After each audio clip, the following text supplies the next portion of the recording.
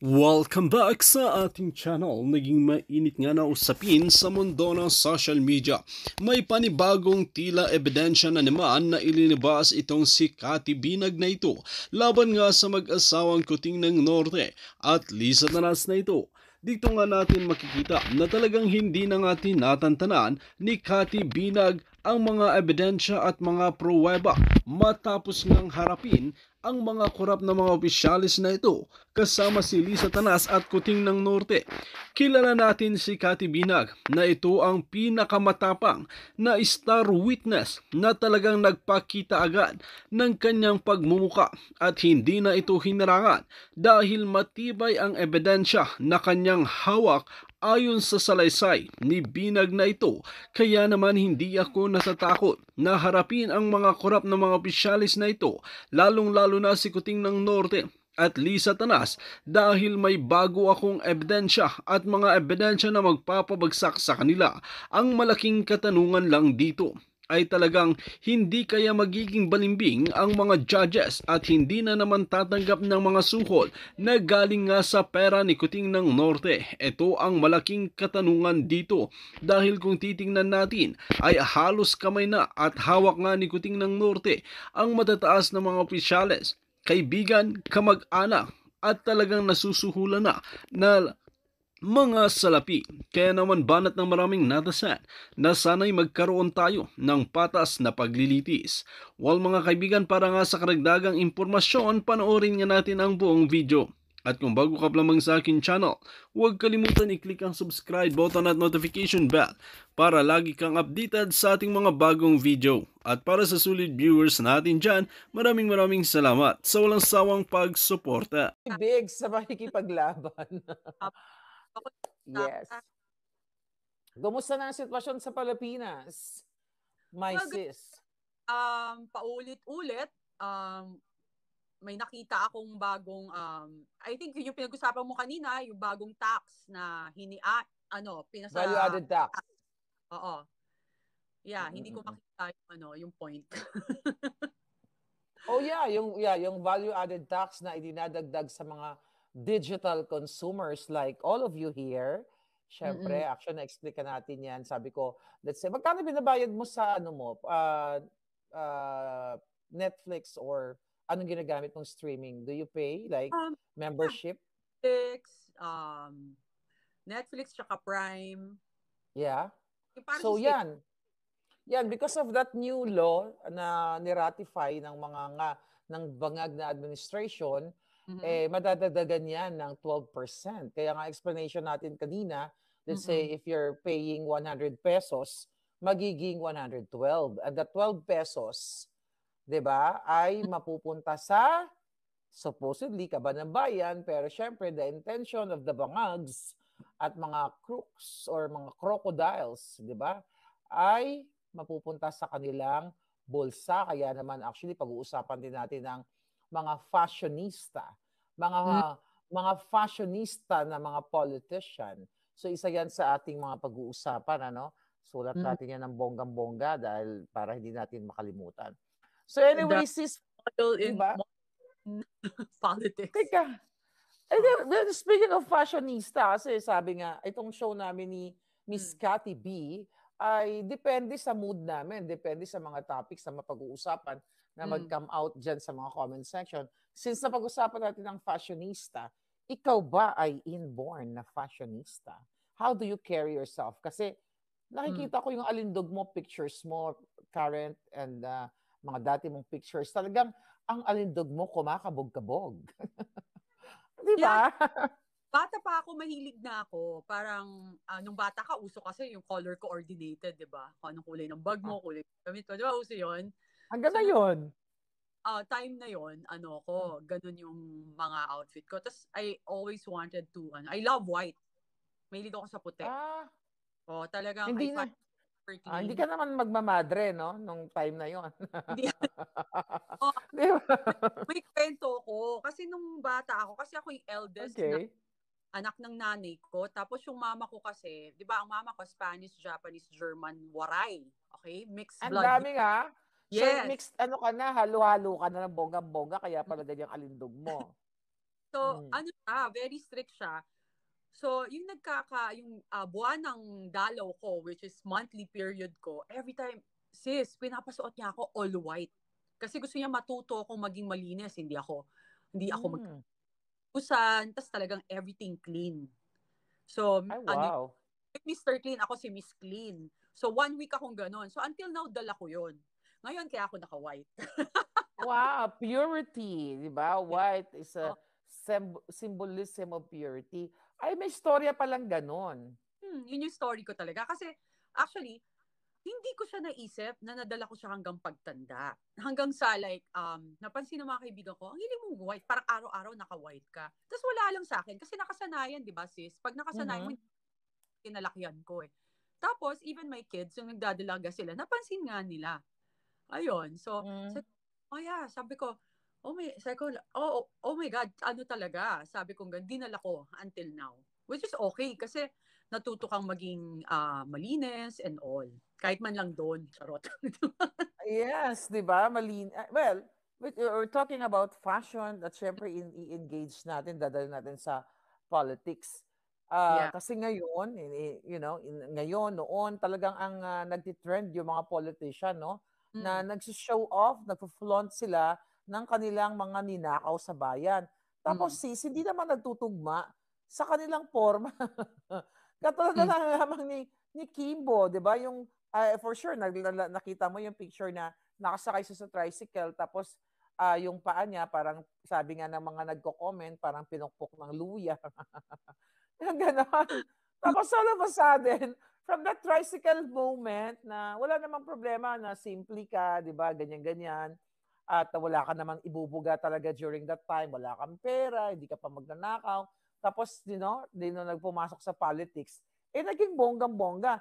Puro mga designers ang suot, katulad niya, at iba pang mga kongresista or mga senador, or, in general, mga politicians, ay bigla na lang nag-show off nga ng mga designers. Yeah. Sige, yun natin sila? Boldjackin natin. So, nakikita mo, syempre, ikaw, I have seen like your pictures, talagang bonggang-bongga, whether designers or not, nakikerry mo siya. Pero ito mga politicians na mga baduy, kapag nakikita mo sila, aside from the nasa mind mo is, ito ninakaw to sa bayan, ano yung first thing in mind na pumapasok sa iyo kapag nakikita mo yung mga politician na trying hard na magpakita ng mga ninakaw nilang designers brand sa kabanambayan?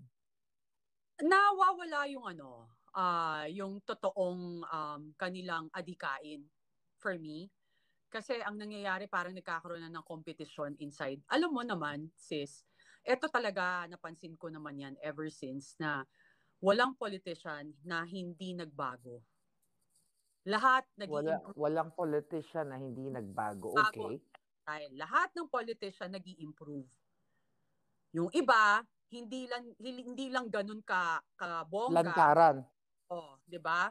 Pero kasi sis, 'di ba, yun nga yung nakakalungkot. Kasi mostly kasi sa umpisa maganda yung kanilang adikain, yung gusto nilang gagawin, yung unang kanilang mission. Ang mission nila is tumulong sa bayan, ang prioridad nila is tulungan ang mamamayang Pilipino para mabigyan ng maginhawang buhay. But napopollute, especially pag nandyan ka na. Pag nandyan ka na, nanonormalize yung mga mali. Yan, kita mo naman na 'di ba? Parang makikita mo naman kung paano sila they protect even mali, they protect each other, 'di ba? Sinabi naman din yun ni Kimbo, 'di ba? Siya na mismo. Yeah. And everything. Pinaprotektahan nila yung kanilang amang tambaloslos na kung saan nagbibigay ng pondo sa kanila mga distrito at syempre kasama ng mga pang-designers outfit nila at more than that, at we're talking about millions, maybe trillions combined. But based on your experiences, kasi you've been there, nasa Congress ka, di ba? Your former partner, TBF, was a former congressman and you're part of his office. So, nung mga panahon na bang yun, ano yung nakikita mo yung mga nag-show off, nag-flaunt, nagyayabang ng kanilang mga designers? Ano yung mga naalala mo na mga usual na chikahan or pabonggahan? O ito bago yung relo ko, Rolex ko, ganito. Ano yung naalala mo na pwede mo ma-share sa ating mga palangga? Kotse at saka relo. Mm-mm. Talagang na. Then, ako sis, I'm nothing against them sa kanila na hindi naman ako kumukontra na magsuot sila ng mga gamit, ng branded. Kung ang kanilang buhay before sila naging mga politiko at nagtrabaho sa gobyerno, ay mayaman na sila. Mayaman na. Mayaman na sila. Kumbaga, they're already self-made millionaire before Congress or Senate, right? Oo. Galing sila sa mayaman na pamilya. So, hindi mo maki-question yun, 'di ba? Pero yung makikita mo kung paano siya nangampanya from beginning, tapos ngayon, tapos makikita mo yung difference, or either, pwede mo rin ma-check, may negosyo ba yan? Ano bang pamilya niyan? Ano bang negosyo niyan? You know what I mean? So, ano ba dating trabaho niyan? So, from there lang magigauge mo na. Kasi, yung jump ng lifestyle sobrang taas. So, dun lang naman yon. Kasi kung masyadong naging overconfident, yung mga politiko natin, ating mga nagtatrabaho sa gobyerno, 'di ba? So hindi yun ang nangyayari, nakakalimot sila na dapat ang una nilang gawin is ang priority nila is bigyan ng magaan na buhay ang mamamayang Pilipino bago sila. Hindi sila ba? Ikaw, ano ang ideal? Let's be, kasi idealistic at saka hindi, di ba sabi na, hindi ka pwedeng maging idealistic now eh. Yun ang ayoko na na mentalidad ngayon na, hindi pwede, kasi idealistic yan, hindi na yan pwede now. Hindi, pwede. Kasi pag gusto mo may paraan, pag ayaw mo may dahilan. Ikaw sis, anong ideal sa'yo na politiko? Well, of course, to help the people. At tama, unahin mo yung paglilingkuran mo dahil kung tumakbo ka para magpayaman, you're not for the people. Well, sad to say na yung mga karamihan ng mga politicians ay tumatakbo sila since election season na, 'di ba? Tumatakbo sila para sa personal na interest nila. Nawala na si Palangga. So I hope makabalik. Ay nako, ginugurgor ang aking sister. Ayan, bumalik na. So ayun sis. So, tuloy natin. So anyway, my idea, yung mga idea and yung pangarap ko bilang isang, kunyari ako ay maging politician or papasok ko sa ganyang larangan, sis, is to help the people. Yan yung naririnig mo sa lahat ng politiko, whether Pilipino o Amerika o buong mundo ng mga politicians, yan lagi sinasabi nila, to help the people, to ensure yung safety, magkaroon ng maayos na ekonomiya ang iyong nasasakupan o ang iyong bansa. 'Di ba? Yun yung idea or yung gusto ko mangyari kung ako ay politiko. Kasi sis, ulitin ko kung gusto ko lang ng pera, and ikaw also, kung gusto ko lang ng pera, wala tayong dalawa ngayon dito. Siguro, nagkikisas ako sa mga bangag. Ito tolerate ko yung smuggling, kidnapping ni Lisa, lahat ng pangagnanakaw nila. Kasi, yung mindsetting ko, katulad ditong mga politikong ito, is magnakaw. Sabi ko nga, kung ang mindset nila is magnakaw, wala talagang mangyayari sa Pilipinas. Ang gawin nila, every time na magkaroon ng like SONA or like mga araw ng kagitingan or any national events, 'di ba? Yung mga commemoration and everything, nakita mo naman, puro patalbugan, bonggang-bongga ang kanilang mga designers, tapos hindi naman umaakma sa kanilang pagmumukha. 'Di ba? My God. Alam mo, diba, ako kasi, hindi ako talaga masyadong mabrand sa damit. Ikaw? Ako kasi, naniniwala ko, alam mo ba may nagka-fashion school ako? Hindi mo alam? Parang nabanggit mo sa akin yan, sister. Naging part owner ako ng Fashion Institute of the Philippines. Then, we put up yung Style and Design Academy Manila. So nagtuturo kami ng design, styling. So kaya ako naging fashion stylist ako before ko naging negosyo yan. Okay? Oh, okay. Yung rule of thumb ko sa pagbibihis is you don't need to wear expensive clothes basta okay, Tagalogin ko. Hindi mo kailangan magbihis ng mamahaling damit. Okay? Ang importante, as long na alam mo paano siya, you know how to put it together. Yung isuotin ng tama at naakma sa especially sa personalidad mo. Kasi ang nagiging problema kasi, alam mo yung uso naman yan eh. Yung uso-uso. Kung ano yung uso, yun ang gagawin. Kaya halos pare-pareho sila ng look. Ako nga, alam mo, ayaw na ayaw ko yung mukhang, yung pag ginagamit na, nakikita ko sobrang mga floral, na mukha ng cortina, mukha ng tablecloth. Kasi, sa akin parang simple pa rin is elegant. Tsaka, di ba, pag sinabi mo kasing elegante. Pag sinabi mong simple. Pag sinabi mong glamurosa. Hindi mo pwedeng i-mix na simple, elegant. Walang ganon. Okay?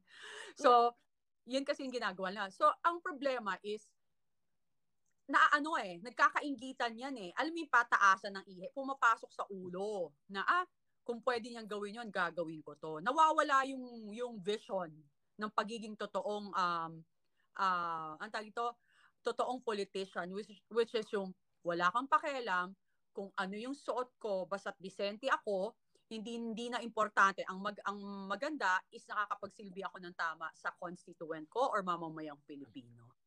That's true. Kasi tama ka, yung mga politician ngayon, dyan sa, not only ngayon, even before, talagang nagpapakontest sila ng suot.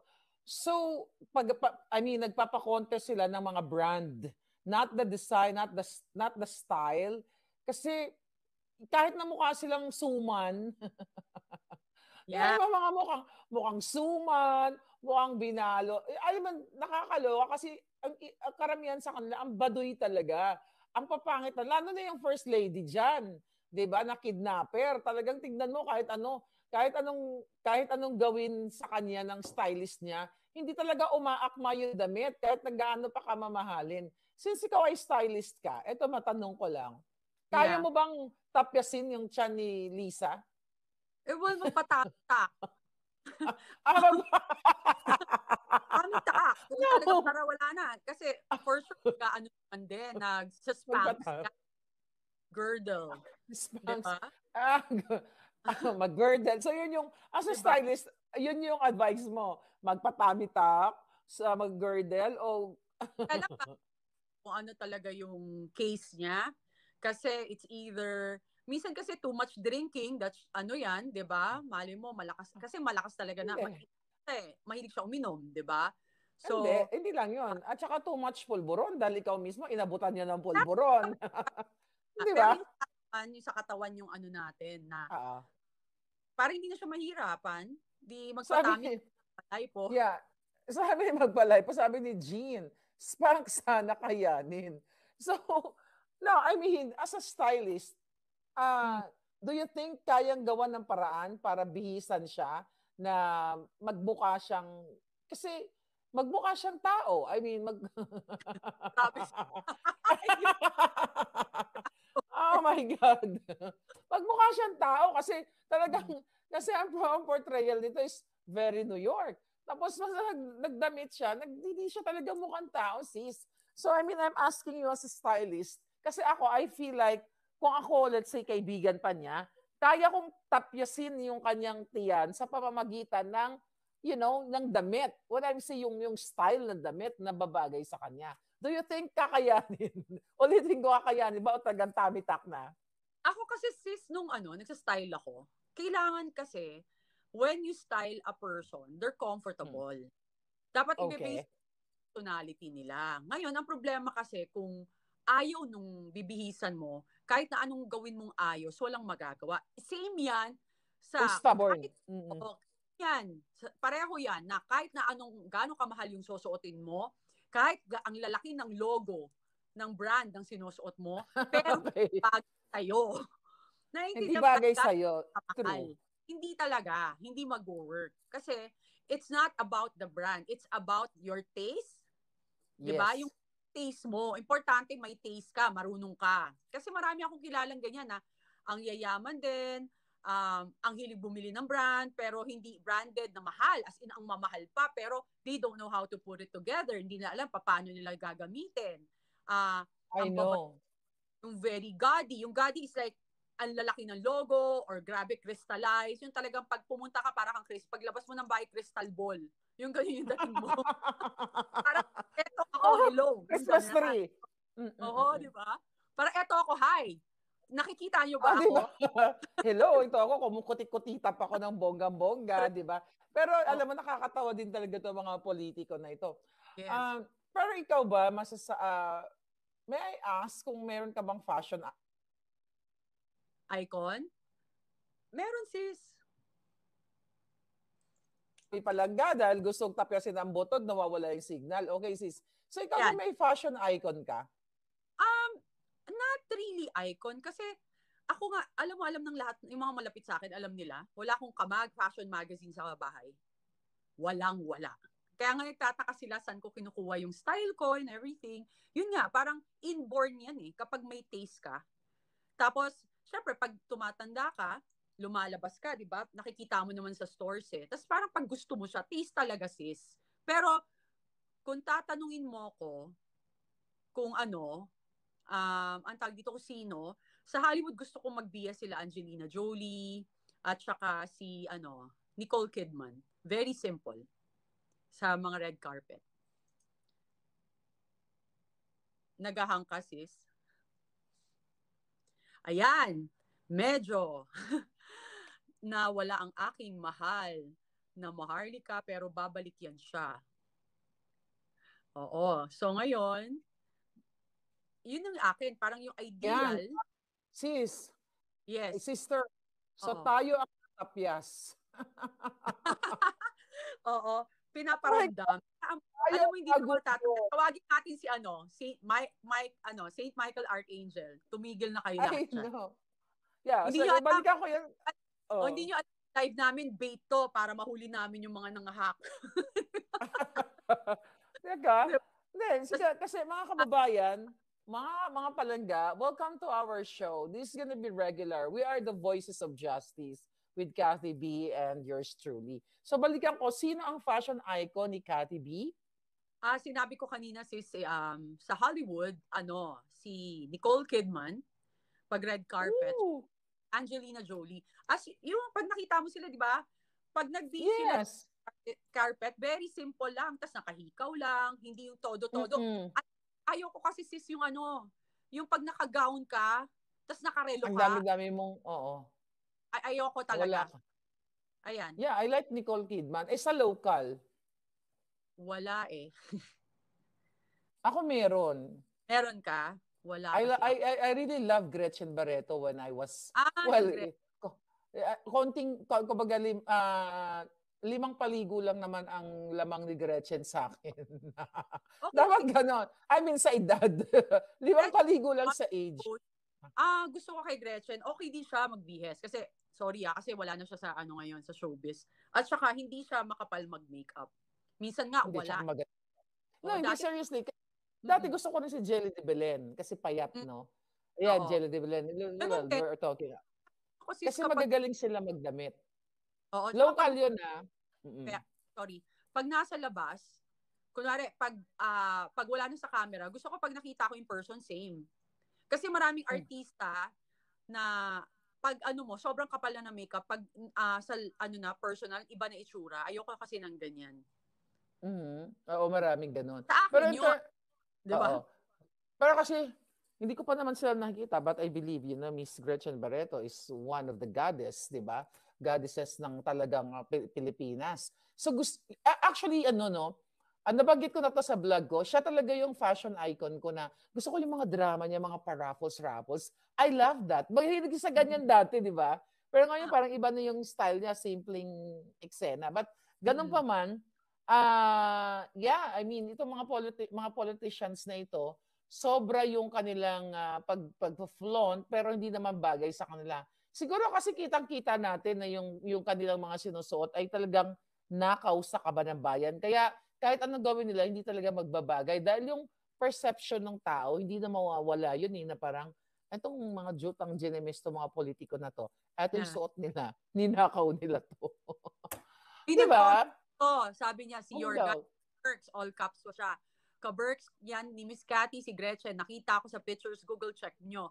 Alam nyo, diba? By the way, pagkaibigan mo ba sila Greta? Oo, na-meet ko sila because of Tony Boy. Diba? Sige, pag-usapan na lang natin ng showbiz muna. Saglit, para naman hindi naman, kasi pag sa vlog ko, laging gusto kong sakalin lahat ng mga politician. That's why we have this kind of show. Kasi nga, never ko pa siya na-meet, pero talagang nung medyo, sabi nga, konti lang naman tanda ni Greta sa akin. I really like her nung bata siya. Mabait ba siya? Mabait ba siya? Kasi sabi mo, nakilala mo, di ba? Mabait siya, di ba? I mean, hindi ko pa siya, actually, one of the, lang siya eh. Alam mo yung, ako kasi napansin ko to sa grupong ginalawan namin is, nagiging problema namin is, yung hindi namin alam kung naiinggit kasi mukha kami mga bata, tapos hindi kami... bata pa naman talaga kayo. Hindi lang mukhang bata. You guys are young. Oo, so yung parang ang nangyayari sa amin is siya, pareho ko siya eh. Rin siya, nabully rin siya ng grupong yan dati. Kasi nakwento niya yan sa akin na syempre, sa kanya, parang artista lang siya, ganun daw. Tapos, sino daw ba siya compared to them? Syempre, grupo ng yan yung kasi yung mga hindi alam na mga tao na nangyayari mga api-api na yan sa likod ng camera ng buhay. Medyo ikakat lang kita dyan. Thank you for that information. Tama naman yung nabully sa kanya. Sino ba naman si Gretchen? Artista lang siya. Yung mga nambabaga sa kanya, bangag. Di ba? I mean, yes, mataas pa rin yung artista hindi nagbabangag, di ba? I mean, correct. So ibig mo sabihin pareho lang yung mga circle na nagbubuli sa inyo. At saka I guess kasi hindi rin kagandahan yung mga girlfriend. Charot! Baka naman mga impacta yung mga hitad na yon. Well, may insecure talaga sila sa alindog ninyong dalawa. Di ba? So, meron pala kami yung common denominator. Aside from good personality and beauty, so may common denominator kayo. Yung mga jinggiterang mga nagbabangag, no? Yeah. Mga jinggitera. So, well, pag-usapan natin to. Kasi, usually ba yung mga naiinggit sa inyo, sabi mo, minsan nakakasama, because of Tony Boy, you have the same circle. So, madalas ba itong mga inggiterang ito, mga nagpupulburon? Oo. Actually, ang nakakalungkot dyan, lalaki eh. Mga lala. I guess kasi nga, nung naging kami nga, nagbago naman na.